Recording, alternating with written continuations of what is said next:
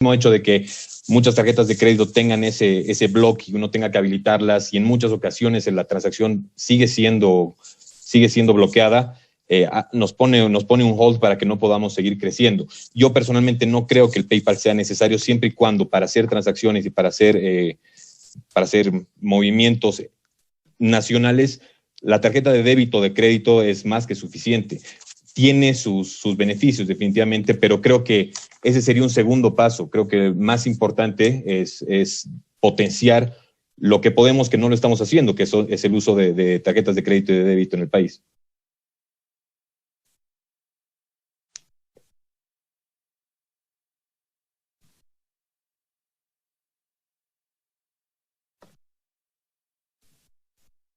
Eli, estás con tu micrófono apagado. Siempre lo apago, ya no sé. Gracias. Vamos con Anne. Con Anne quería conversar acerca de la logística de correos. Anne ha tenido una iniciativa interesantísima en Santa Cruz de delivery con bicicletas y además con personas que tenían bajos recursos. ¿Nos quieres contar algunas? Aquí te voy a mostrar, te voy a hacer unas consultas que han hecho llegar John Montevilla. ¿Cómo solucionamos el proceso de envíos en Bolivia? Y Sergio Mendizábal, ¿cuáles son las limitantes que se tiene con el tema de comercio electrónico, con los envíos de un producto a otros países? ¿Nos quieres contar un poco cómo va esto de la logística del comercio, digo, de la parte de correos, del envío? Sí, Eli, si me das permiso, también quiero hacer como un resumencito de todo lo que leí en el documento, así súper breve de los puntos claves que ha hablado Hugo y Adriana, y han comentado también Liliana y Mauricio. El tema es importante, lo que decía Hugo, de que tengamos acceso a Internet, que ha sido claramente identificado en esta etapa en la que el teletrabajo, que no es un teletrabajo común y corriente, porque todas las líneas están saturadas, todos están llamando a sus proveedores de Internet porque nadie puede trabajar, porque las clases se caen, porque los chicos no les alcanzan los megas para una clase. Entonces, es demasiado caro, y eso se debe trabajar y se debe exigir muchísimo. En Estados Unidos, por ejemplo, vos pagás una tarifa base de tu línea telefónica y tenés acceso ilimitado a Internet, digamos, ¿no? Entonces, eso debería suceder aquí. Si no, las clases, por más que hagan leyes, que hoy día lo escuché al ministro Víctor Hugo Cárdenas diciendo que iba a haber, la ley de la educación virtual y la reglamentación, pero si no hay acceso, digamos, va a ser bien complejo, porque los chicos, a mis estudiantes, por ejemplo, se les acaba el Internet a la mitad de la clase y no pueden mandarme la tarea. Muchos tienen que ir donde sus vecinos que tienen wifi fijo una red fija para poder hacer tareas, y así sucede en todos los temas. Y lo mismo va a suceder en el comercio electrónico, digamos. Si la gente no puede conectarse permanentemente y un lapso largo de tiempo porque se le consume demasiado tiempo, no va a haber una facilidad del comercio electrónico. Teniendo en cuenta también, estoy viendo mis punteos, teniendo en cuenta también el tema de que la experiencia de compra, yo como cuando tenía Volkswagen y ahora que tenemos en Bus, nuestras transacciones sufren un problema muy grande a través de PayMe, que es con quien Juan Pablo comenta que debemos motivar el uso de tarjetas de débito y de crédito. Y el tema es que la experiencia de compra es pésima. Es pésima porque si un boliviano quiere comprar en la plataforma de Embus, tiene que hacer una verificación de su tarjeta, te demanda más de media hora hacerlo, pero si un extranjero compra en Embus, le demanda 1 minuto hacer la transacción. Entonces la experiencia del boliviano al hacer una compra es muy difícil. Yo ayer hice en una cadena de retail muy grande que acaba de llegar mi envío, una compra y tardé 35 minutos, porque no se podía, porque la tarjeta, y yo soy tecnológica, me considero que tengo mucho manejo de tecnología, entonces la gente que no tiene mucho manejo de tecnología, a los 5 minutos renuncia, digamos, ¿no? Entonces, eso va casado de que el Internet, no hay un Internet estable, que la experiencia, ahora ATC dice que está implementando en estos meses el CyberSearch, que es una nueva aplicación que ellos tienen en lugar de PayMe, que va a mejorar esta experiencia, que no va a necesitar tanto, no va a ser tan engorroso, digamos, para el comprador con tarjeta de crédito y de débito. Ojalá que sea así. Estamos nosotros como en Bus migrando a esa nueva opción de, en vez de PayMe, CyberSearch, y me imagino que todos van a migrar. Un punto para pedidos ya, ayer hice 2 compras en retail y me costó muchísimo, y en pedidos ya no me costó nada, fue súper rápido. Sin embargo, hay otras cosas que también son difíciles hacer. Luego, aparte de eso, el tema de las aplicaciones, que también va casado. Por ejemplo, nosotros como emprendedores siempre queremos tener nuestra app y que la app, y soñamos con la app. Sin embargo, en Bolivia nadie descarga las apps, pero no es porque no las quieran descargar o porque no les guste. Está bien, todos descargamos la del banco porque es la más importante, pero no la descargamos porque nuestros celulares, los celulares que los bolivianos compran, yo lo pregunté eso en Tigo y en Viva, porque era un tema que nosotros invertimos muchísimo, vos lo sabés, Eli, en hacer la app, y de pronto nadie la bajaba y nadie la usaba, entonces terminamos en solo con plataforma. ¿Y por qué? Le decimos, ¿por qué no sucede esto? Y el tema es que si no es algo de un uso diario, como comida, digamos, como el banco, la gente prefiere no descargarla porque sus celulares no tienen mucha memoria. Los celulares que se venden en Bolivia, el porcentaje de celulares, el mayor porcentaje de celulares que se venden, son con capacidad muy limitada en la que tenés que elegir qué aplicación vas a tener. O sea, yo voy a elegir, o tengo la de mi banco, y tengo las dos que me gustan, y después de eso no me va a entrar, digamos, no me va a entrar y voy a elegir cuál es la más indispensable para mí, porque las gamas de celulares que se venden son celulares con poco espacio para descargas de aplicaciones. Y si no son de uso diario, no se las descarga, esa es la tendencia en Bolivia. Ahora hay una solución nueva que es que se llama Reacted, que nosotros la trabajamos con esta aplicación de Repórtate, que nadie la ha usado, ni el CEDES, ni el gobierno, nadie la ha implementado. Trabajamos con 20 voluntarios y que está ahí lista hace un mes para el uso del sistema público de salud. Y usamos React, que es como cuando vos tenés tu escritorio en la computadora, como un acceso directo. Te hace la función como si fuera una app, pero no es una app, entonces no te carga el espacio, ¿no? Entonces van a haber soluciones y se va a ir mejorando y va a ser cuestión de que los emprendedores que demos servicios de comercio electrónico nos empecemos a adaptar. Ahora el tema de la banca también es bien complejo. La banca necesita adaptarse porque para ellos todo lo que no sea captar clientes hacia la banca no les interesa, digamos. Pero, por ejemplo, para los emprendedores es importantísimo poder hacer marketplace. Y no hay forma de hacerlo desde Bolivia. Y muchos de los emprendedores terminan instalando sus emprendimientos en otro país, en Miami, o sea, en otra ciudad, en Estados Unidos, en otro país, en Uruguay, en lugares donde es más flexible el sistema bancario para eso, ¿verdad? Y lo de PayMe, yo ahí le debato un poco a Mauricio, porque en realidad PayMe, si vos sos un emprendedor que querés hacer e-commerce desde un país como Bolivia, como Burkina Faso, como un nombre exótico como tenemos, porque en Europa no todos saben de la existencia de Bolivia, digamos, ¿no? Nos confunden y piensan que estamos en África. Entonces, para ellos, escuchar PayPal les genera confianza y seguridad, que es lo mismo que los bolivianos no compramos, lo decía Hugo, porque no hay confianza y seguridad.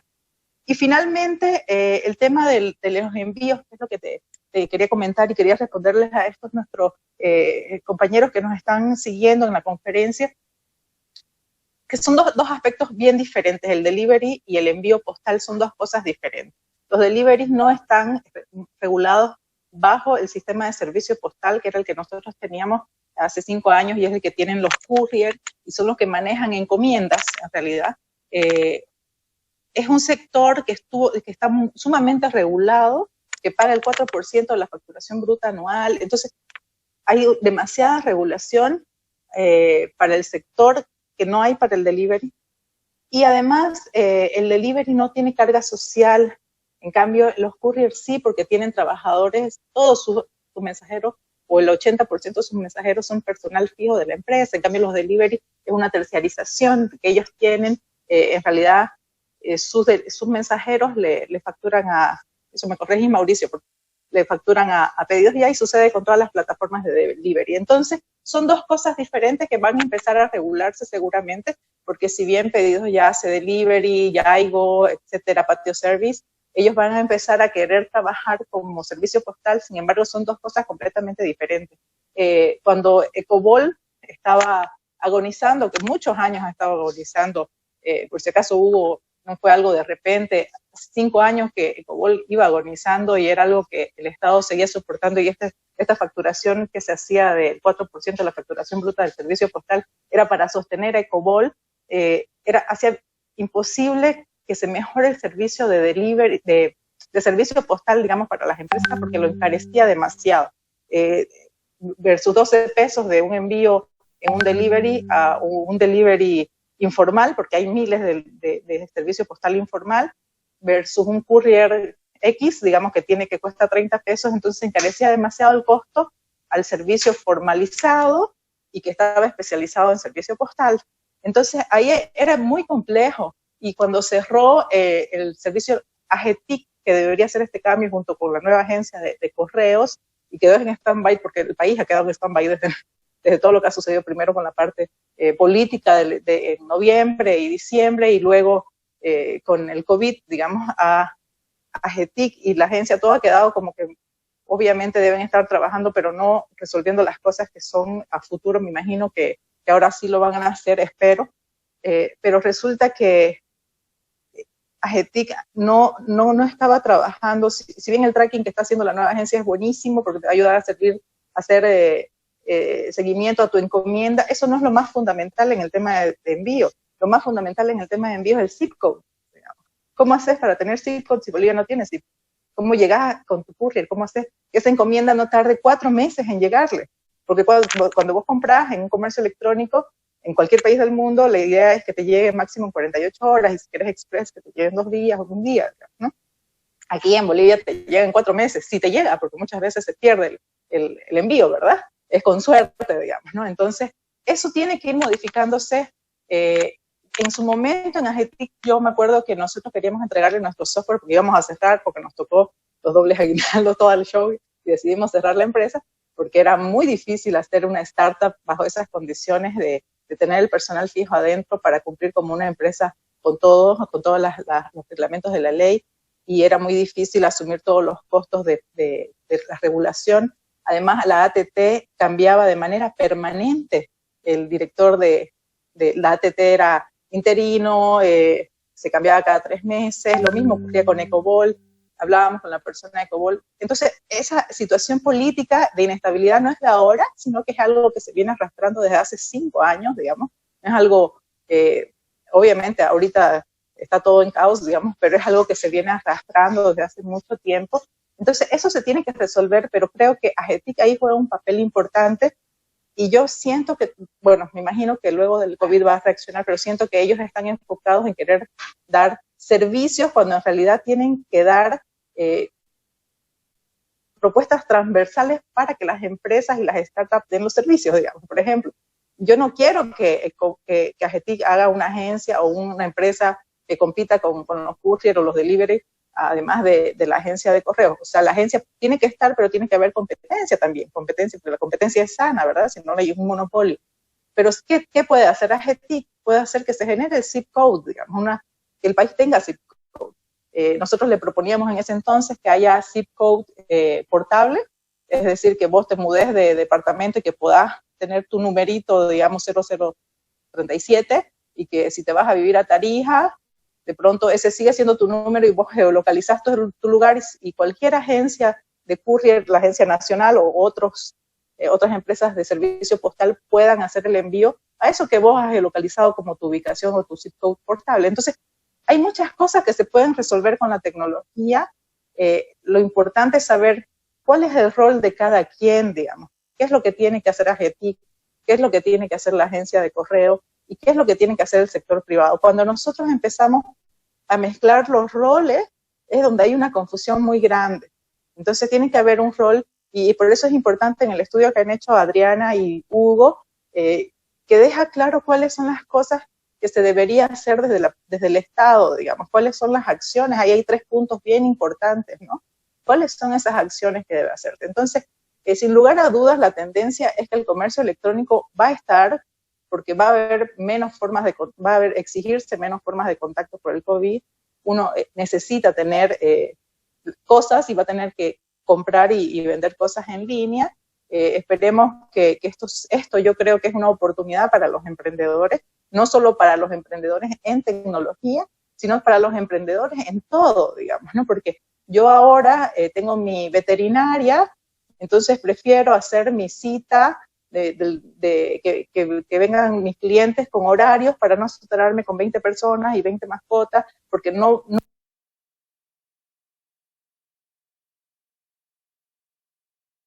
va a ser posible eso. Va a ser, yo voy a tal hora, llevo a mi mascota a tal hora. Entonces, inclusive en cosas muy pequeñas, de envío de alimentos de animales, lo que sea, uno va a preferir que le traigan a su casa. Entonces, el tema de delivery es importante, pero hay que diferenciar el delivery con el servicio postal, que son dos cosas completamente diferentes. En cuanto al manejo porque también en el delivery hay muchas cosas de protección, digamos, no es alimento lo que estás llevando, no es algo, es información, es cosas con mucho valor, digamos. Por eso el servicio postal tiene una regulación específica para eso. Entonces, esta agencia va a tener que adaptarse lo más pronto posible a la agencia nacional. Sin embargo, FedEx ya desde el año pasado, sí, desde el año pasado, hace 2 años, viene trabajando enfocado en el e-commerce, porque yo con el Instituto de la Mujer y Empresa hemos tenido reuniones con ellas para que nuestras emprendedoras puedan tener este servicio y pueda ser a costos muy reducidos. Entonces tienen una oferta nueva, adaptándose también a las necesidades y a la realidad económica del país. Y me imagino que DHL hará lo propio también, digamos, ¿no? Porque nosotros, si empezamos a trabajar de la manera en la que estamos trabajando, con el courier, con la Agencia Nacional de Correos, que es la nueva, no vamos a ser competitivos con emprendimientos escalables. Si la artesana, que lo ponía como ejemplo Hugo el otro día, si la artesana de Santiago de Chiquitos quiere exportar su artesanía a Estados Unidos, no le va a llegar en 4 meses, digamos. Debería llegarle máximo 5 días. Entonces, pero si el envío le cuesta $50 y su artesanía cuesta 15, se encarece demasiado y no es competitivo. Entonces, prefieren comprarle al Perú o prefieren comprarle a Ecuador o a otro país, digamos. Entonces, mientras nosotros, como cada uno de los roles sean asumidos como corresponde, desde el emprendedor, el Estado, juguemos los roles como corresponde, digamos. ¿Qué tiene que hacer el Estado? El Estado tiene que brindar un escenario favorable, tiene que hacer políticas favorables, es decir, reducir la regulación para que los costos bajen. También hay mucha competencia desleal de la informalidad. En el tema del servicio postal, hay gente que cobra 10 pesos, cuando el courier formal que paga impuestos, que está regulado, tiene que cobrar 30, porque si no, no puede cubrir los costos, ¿verdad? Entonces tiene que haber una regulación más bien de la competencia desleal. Yo pienso que es una oportunidad para los emprendedores y una oportunidad para el Estado esta situación, ¿no? Yo he visto muchas de las preguntas que Eliana nos ha pasado, que la gente está afligida, todos estamos afligidos porque estamos encerrados además, ¿no? Estamos como en una catarsis permanente 24 horas de cómo va a ser el futuro y de qué va a pasar y de cómo va a ser nuestras empresas, pero creo que hay que mirarlo de una manera positiva como una oportunidad para nuestros emprendimientos, uno, para llegar a más gente, para ser más masivo, para escalar en nuestras ventas, digamos, a través de estas herramientas que obviamente al principio van a tener que ir adaptándose también a la agencia de correos, van a tener que reducir las empresas de courier privado, todo eso se va a ir adaptando a la realidad local, pero también es una oportunidad para el Estado, que ese 62.3% de gente informal asuma la formalidad, porque si le damos chance de que van a tener buenos precios para envío, de que van a aumentar sus ventas, de que etcétera, etcétera, va a ser una oportunidad para incluir a todos estos 62.3% de personas que están en la informalidad para que se vuelvan a la formalidad. Obviamente para eso hay que hacer incentivos, reducir costos, no sé, yo incluso pensaba en voz alta que reduzcan el impuesto al valor agregado, porque la idea es que más bolivianos produzcamos cosas con valor agregado, digamos, ¿no? Y que las cosas que obviamente no se produzcan acá entren con menor impuesto, no sé, eso lo verá el nuevo ministro de Economía, Óscar Ortiz. Yo me imagino que va a tener posiciones bien interesantes, pero creo que es una oportunidad y no creo que el e-commerce, como decía Liliana, cómo mantenemos esa conducta, cuando entre y la gente aprenda a utilizar y que vea que es más fácil que estar manejando plata en el bolsillo, hacer estas transacciones de manera digital, creo que se va a resolver muchísimo y es difícil retroceder, digamos, porque va a ser más fácil, más cómodo, más seguro, porque ¿qué va a ser más seguro? Que pagues con la tarjeta o con simple en la Yustu, o que vayas con tus $800 para la tele en el bolsillo y te la puedan robar, digamos, ¿no? Entonces, hay que ver todo como una oportunidad, tanto para el emprendedor y el empresario, como para el Estado también, de que esta gran masa de informalidad se vuelva formal y pueda aportar al país. Eso. Súper, muchísimas gracias, Anne. Vamos a ir a Hugo. Me parece, hay una pregunta muy, muy práctica. preguntan qué rubros son los más llamativos después de la pandemia.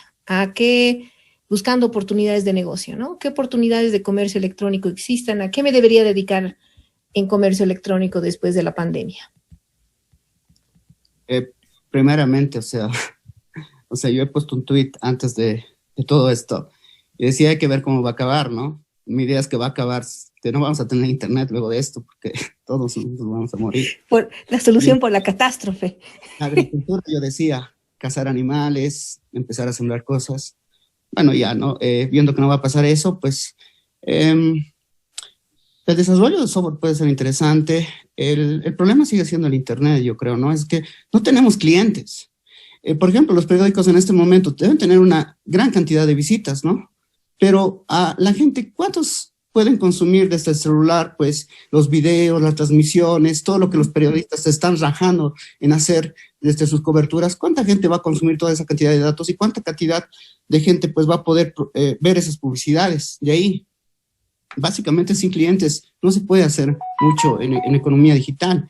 Esa es la cuestión, ¿no? Luego, obviamente, pues, tengo entendido que la GETIC ha firmado un convenio con Coursera, van a dar 10,000 becas para que la gente se capacite en otras áreas. Creo que van a ser, sigue las de antes, ¿no? Inteligencia artificial, datos, el comercio, desarrollo. A todo lo que le apuntes, si lo haces, lo vas a poder hacer bien, yo creo. Pero para mí lo principal es la conexión, o sea, sin conexión no tienes clientes y si no hay clientes, pues las empresas tampoco invierten, ¿no? ¿Y qué hacemos para tener mejor conexión? Y lo caso un poquito con algunas preguntas de preocupación sobre el área rural que habrían llegado. Preguntan si es que hay opciones para el área rural para incluirse en el comercio electrónico. Dice Guido, ¿cómo se impulsa este tipo de economía en las áreas rurales? Los pueblos indígenas de Bolivia, ¿cómo podrían incursionar en la economía electrónica digital? Dice Juan Carlos.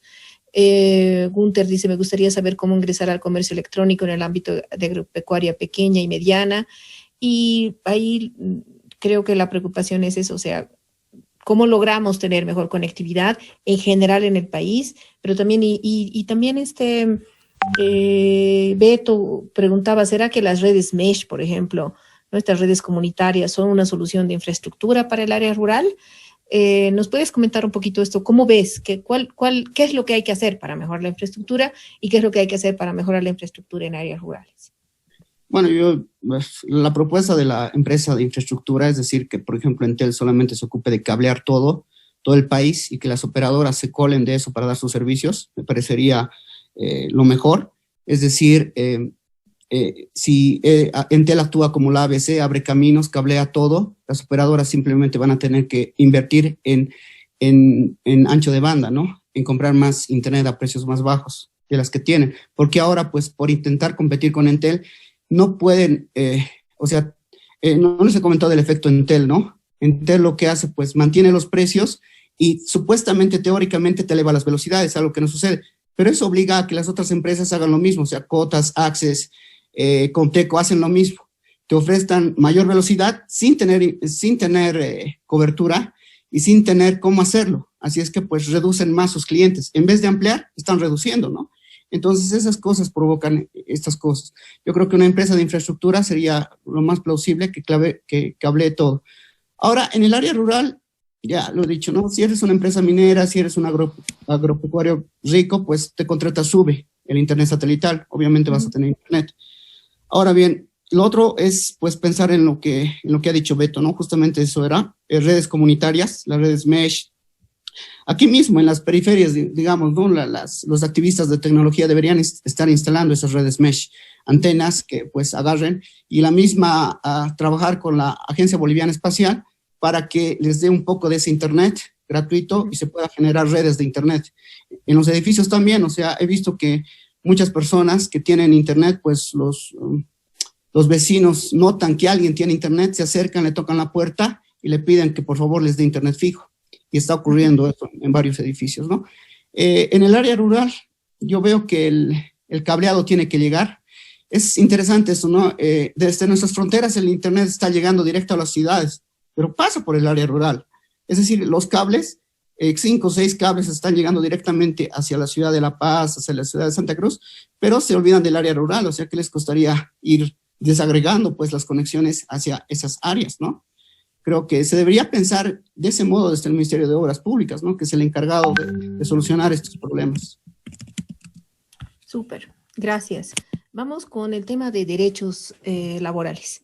Por un lado, derechos laborales de las personas que trabajan en las empresas, y esta es una preocupación de Cristian. ¿Cómo se pueden proteger los derechos laborales de las personas trabajadoras de economía digital, repartidores, conductores, freelancers, microtaskers? Y por otro lado también los derechos laborales en general. Trabajando en casa, en la cuarentena, pues estamos viendo que hay algunos derechos laborales que se ponen en tensión. ¿Nos puedes comentar eso un poco, Adriana, por favor? Claro. Bueno, en primer lugar, ¿no? La relación entre teletrabajo y economía digital, que era una de las preguntas que estaba viendo, hay una relación directa, ¿no? Hay este teletrabajo que es temporal, que es el que lo estamos viendo, por ejemplo, ahora, que va a volver al espacio físico cuando acabe la cuarentena. Pero hay otro que se ha ido desarrollando durante los últimos años, y hay diferentes tipos, ¿no? Hay de freelance, pero también hay otros que son de pequeñas tareas que en muchos casos tiende a la precarización del trabajo. Entonces, se ha visto una regulación bien interesante en otros países. Ya existen sindicatos, por ejemplo, de trabajadores que realizan trabajos independientes como freelance, pero también, no sé, influencers, youtubers que también participan en la economía digital, obviamente, y que ahora de alguna forma se están sindicalizando en otras partes del mundo. La economía digital es importante porque podría conseguir que haya más trabajos en diferentes sectores, pero mientras no cumpla con todos los derechos laborales que involucran seguro social, seguro de salud, condiciones laborales, un salario mínimo, estaríamos hablando hasta de una especie de esclavismo posmoderno, ¿no? De esta precarización del trabajo. Entonces, creo que siempre es importante considerar eso, que aunque sea un trabajo en casa, aunque tu jefe se encuentre en otra parte del mundo, tiene que reconocer los derechos que tú tienes en el lugar donde te encuentras. Tu micrófono, Eli. Tu micrófono. Es que no sé cuándo lo tengo activo y cuándo... Gracias. Vamos a hacer algo ahora. Vamos a hacer una pregunta y van a tener cada uno 2 minutos para responder. Así vamos intentando responder varias de las preguntas. Entonces van a ser preguntas un poco menos densas, espero. Aquí veía una sobre temas de monetarios. Creo que podemos dirigir esto para Liliana. Dice, respecto a la introducción de una moneda digital de China y la supuesta caída del dólar americano, ¿cómo afectaría esta situación a la economía boliviana en el mediano y largo plazo? Y en realidad, ¿se estima introducir una moneda electrónica en Bolivia? ¿Cuál sería el mecanismo más viable? O sea, vamos a tener... ¿Es interesante pensar en una moneda electrónica en Bolivia, Liliana? ¿Y es posible? A ver, creo que...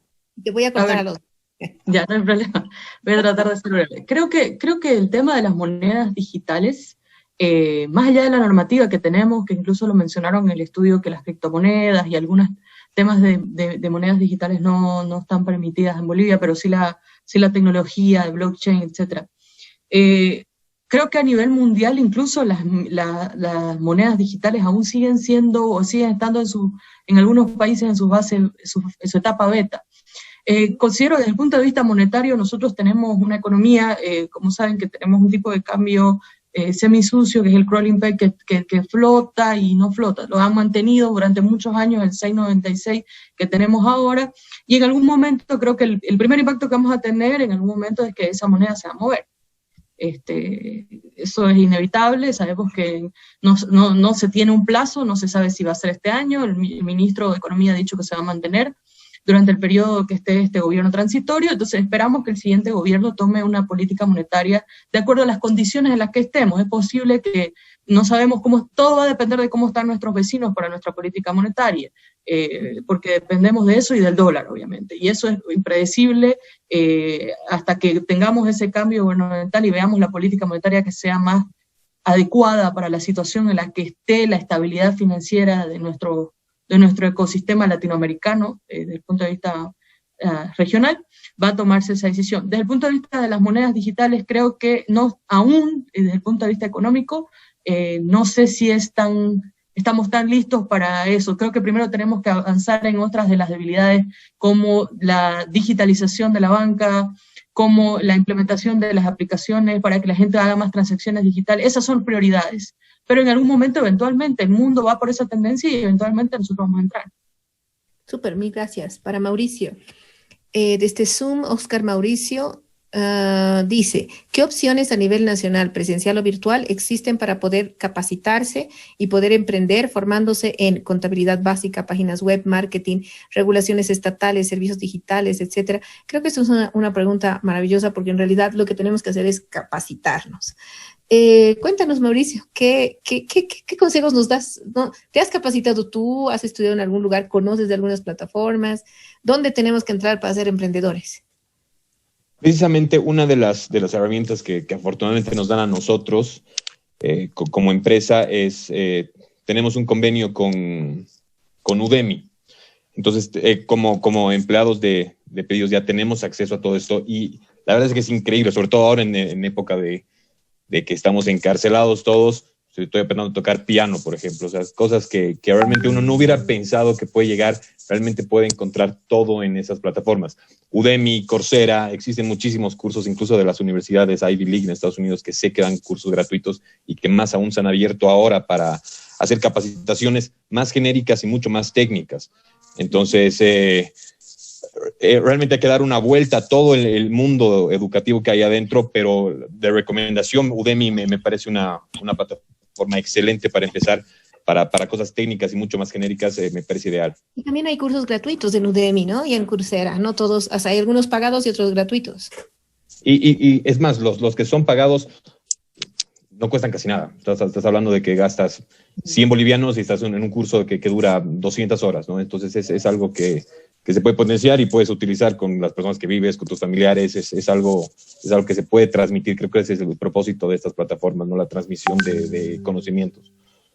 Súper, muchas gracias. Vamos con Hugo, y tenía aquí una pregunta para Hugo Miranda desde Zoom, José Luis. Cuando hablas de las regulaciones, así como hay las regulaciones nacionales, ¿también crees que los gobiernos locales, los gobiernos autónomos municipales deberían apoyar estos emprendimientos de negocios digitales? Sí, en realidad tiene que ser una política, ¿no? Se tiene que ver qué es lo que se puede hacer y qué cosas se le puede sacar impuesto, digamos, ¿no?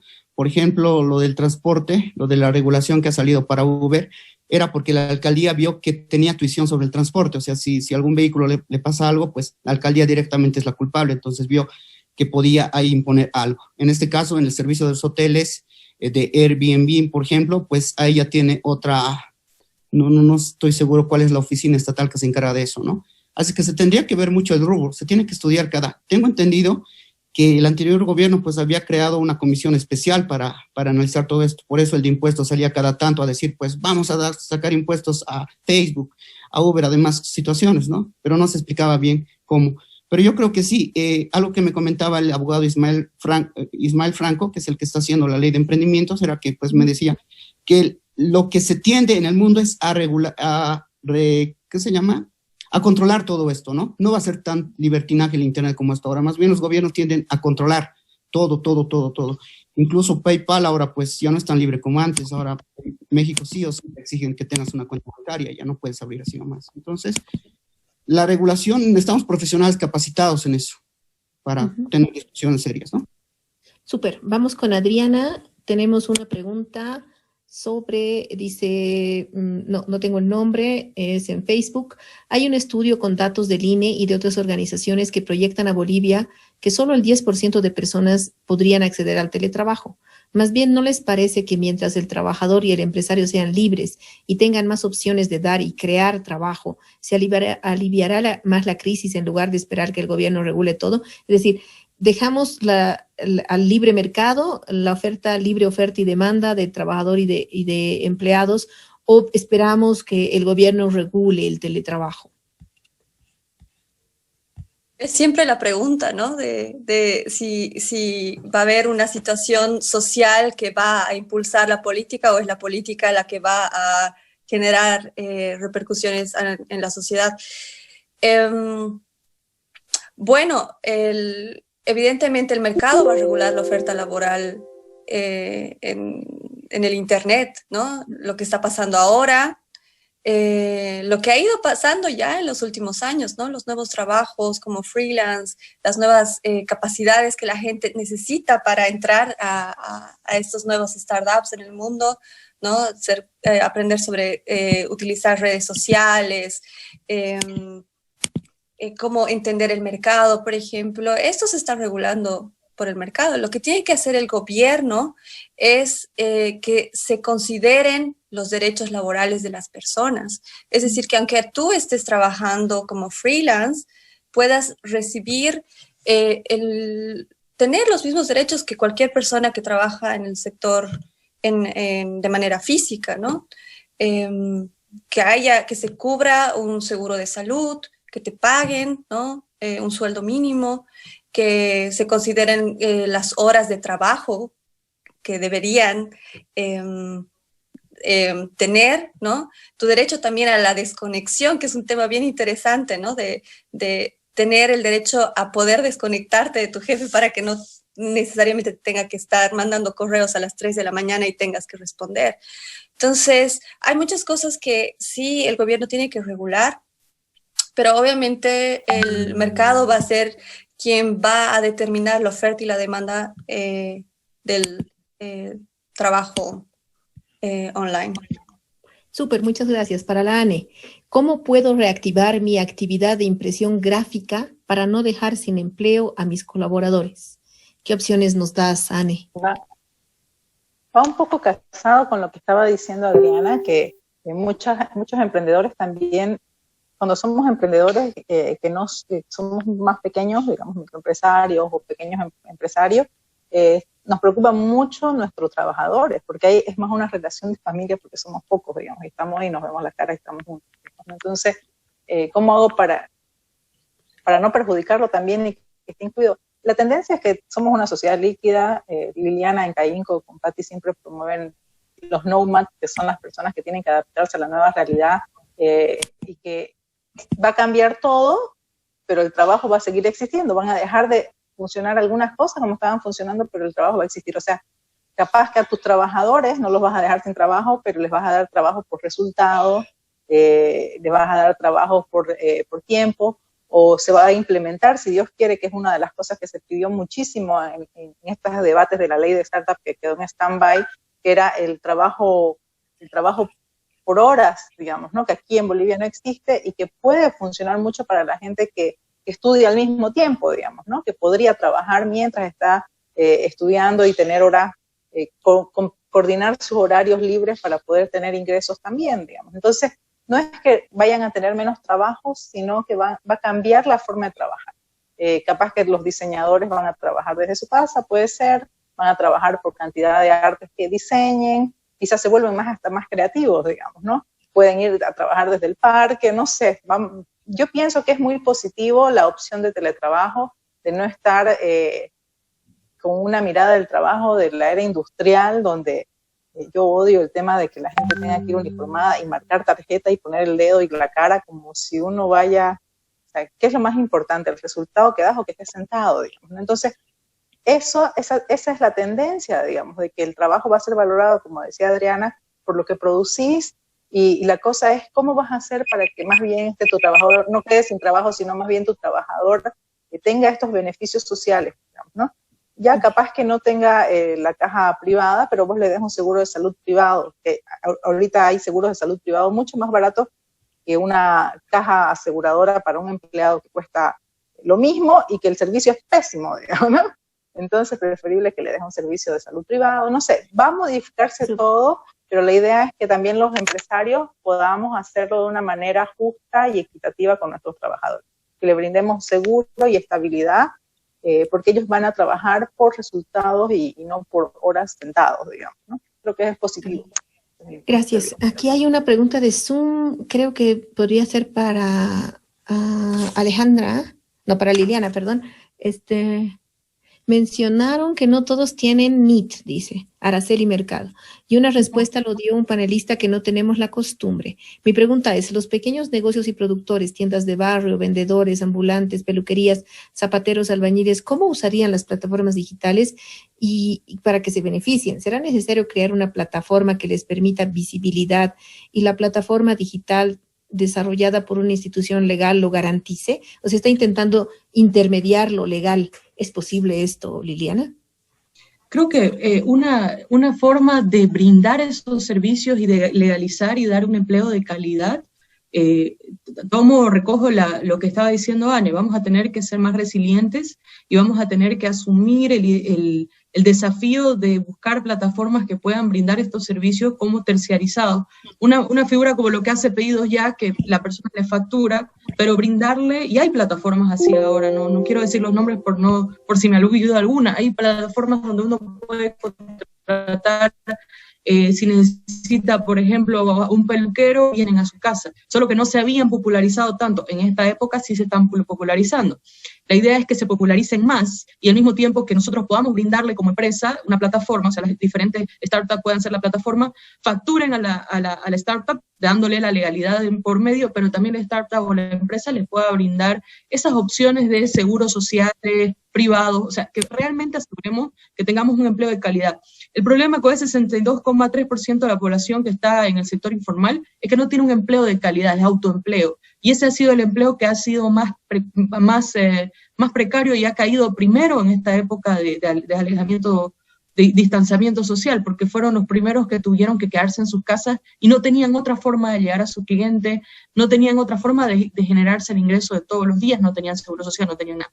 Entonces hay que buscar esas plataformas que nos puedan servir de canal de distribución de nuestros servicios y productos, pero al mismo tiempo pedir también a las plataformas que brinden empleos o que generen empleos de calidad, dándole las oportunidades a los trabajadores que puedan asegurarse, o sea, que se brinde la información, que se hagan acuerdos con las cajas, todo eso se puede, porque en el mundo hay empresas pequeñitas en todos lados y han buscado la manera de formalizarse, no es la primera vez, ¿no? Súper, muchas gracias. Vamos con Hugo. Nos hacen una pregunta, Marcelo Vergara, sobre temas de datos, o sea, negocios con datos en Bolivia. Dice, ¿quiénes controlan los datos? ¿Quiénes son los responsables de la creación de cadena de valor de los datos? ¿Cómo podemos convertir los datos en inteligencia digital? O sea, ¿cómo hacemos negocios con datos en Bolivia? Hugo además trabaja en Data Factory, es decir, está en una empresa que hace negocios con datos. Contanos, ¿hay oportunidad en Bolivia de trabajar con datos? El problema de Bolivia es que pues, no tenemos datos. Es decir, tenemos que contratar monos para que saquen esos datos, ¿no? Ni siquiera el INE nos da datos fiables. No tenemos datos fiables tampoco de las estadísticas, ¿no? Sí hay algunas fundaciones, ONGs que sacan datos interesantes, pero bueno, el procesar esos datos, venderlos, tampoco hay clientes que los quieran comprar. Uh-huh. Yo trabajo, como lo dijo Eliana, en Data Factory, que es una empresa que básicamente yo recopilo todos los datos deportivos. No estoy viendo un Bolívar 10 Strongest, recopilo todas las faltas, todas las estadísticas del partido. Y ustedes las pueden ver en Fox Sports, hay en los mapas de calor, lo pueden ver en la tabla de posiciones, en los tiempos, lo pueden ver en el deber, en los en vivo que se sacan textual, que va saliendo. Es decir, extraemos los datos y esos datos los convertimos en varios formatos y eso lo vendemos. Es como sacar una fotocopia. La fotocopia la vendemos a colores, cortada, recortada, adornada y diferentes situaciones, ¿no? Acá es muy difícil. La verdad es que crear iniciativas en eso no se ha podido. Yo siempre he estado atrás de ese tipo de proyectos, pero bueno, en Bolívar realmente es difícil porque, bueno, la información tiene muy poco valor, creo, ¿no? Es decir, datos de gente que está haciendo femicidios, demás cosas, no llama la atención como un Bolívar 2 y Stronger 0. Eso llama 100 personas de atención y el dato del feminicidio simplemente 10 personas, ¿no? Así que bueno, es una cultura, es algo que tenemos que cambiar, creo, para entrar al tema de datos en el país. Súper, gracias. La última pregunta iba a ser para Mauricio. En realidad son dos preguntas, una que creo que es sencilla de responder para ti y una un poquito más complicada. Juan Carlos Lea Plaza nos pregunta, ¿cuál es la mejor opción de envío y o delivery que tienen hoy en día los emprendedores? Esa es una. Y la otra, para cerrar, es ¿cómo se deberán normar los impuestos en el régimen de comercio electrónico? ¿Qué legislación vigente tiene Bolivia para la regulación de comercio electrónico? Es decir, ¿tenemos normativa específica para la actividad de comercio electrónico? Con esto terminamos. Mauricio, tienes la palabra. A ver, Juan Carlos, yo creo que tal vez Pedidos Ya es la mejor, no sé, a discreción de muchos, no, pero definitivamente por lo menos es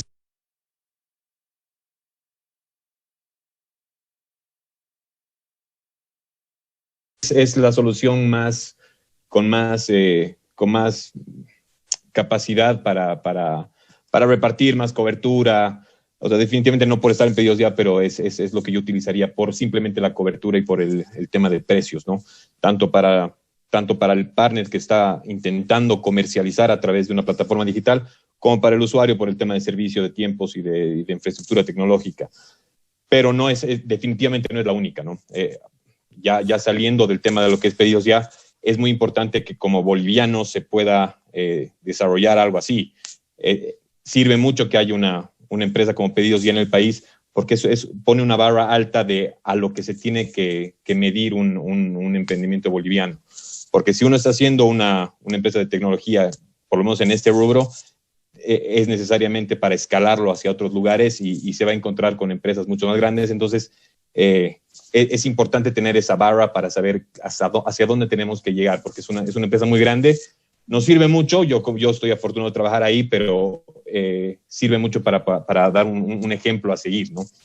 Y en el tema de impuestos, nosotros no tenemos una normativa específica para esto, debería haberla.